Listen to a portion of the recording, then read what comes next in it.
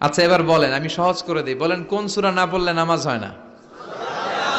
এবার ক্লু পাইছে, এবার ক্লু পেয়েছে। এই সূরা ছাড়া নামাজ হয় না। আমি যদি পড়াই হবে না, এই মসজিদের ইমাম সাহেব পড়াইলে হবে না, কিন্তু বাইতুল মোকাররমের খতিব পড়াইলে আবার হবে। হবে না? শায়েখ আব্দুর রহমান সুদাইস পড়ালে তো হবেই। খাইছে কত বড় মুফতি দেখছেন, ফতোয়া দিয়ে দিচ্ছে জি না, আসলেই হবে না। কারণ এটা এমন সূরা, এই সূরা না পড়লে নামাজ হয় না। বিশ্বনবী বুখারীর বর্ণনায় বলেছেন আ'যামুস সুওয়ার ফিল কোরআন, কোরআনের সবচেয়ে দামি সূরা। এটা আমার বানানো কথা না, সবচেয়ে দামি সূরা। এই সূরার মতো সূরা কোরআনে তো নাই, তাওরাতের ভেতরেও নাই, ইনজিলের ভেতরেও নাই, জাবুরের ভেতরেও নাই। 60টা মাত্র আয়াত। কয়টা? কার কার মুখস্থ নাই হাত তোলেন।